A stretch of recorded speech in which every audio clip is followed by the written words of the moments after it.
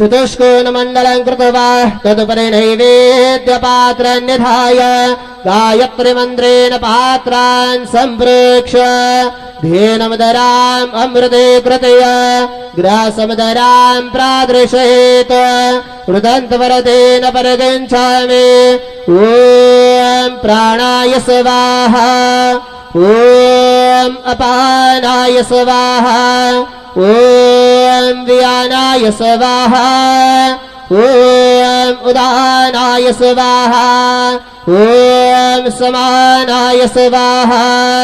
ॐ ब्रह्मणे नमः मध्ये पानीयं समर्पयामि पुनर्नैवेद्यं निवेदयामि ॐ प्राणाय स्वाहा ॐ अपानाय स्वाहा ॐ व्यानाय स्वाहा ॐ उदानाय स्वाहा ॐ समानाय स्वाहा ॐ ब्रह्मणे नमः नैवेद्यं निवेदयामि हस्तप्रक्षालनं समर्पयामि मुखप्रक्षालनं समर्पयामि सद्गुरु साईनाथ देवताभ्यो नमः प्रार्थनापूर्वक नमस्कारं करोमि श्री सच्चिदानंद सद्गुरु साईनाथ महाराज की जय।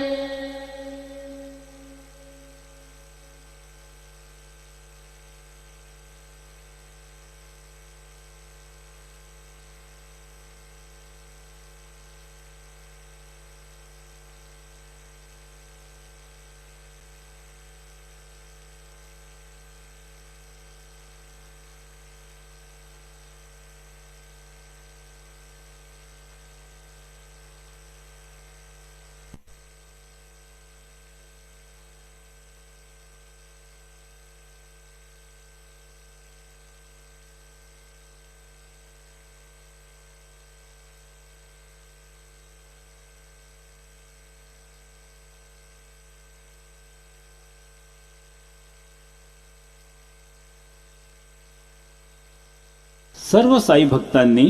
श्रींचे दर्शनाकरिता जाण्यासाठी नवीन दर्शन लाईन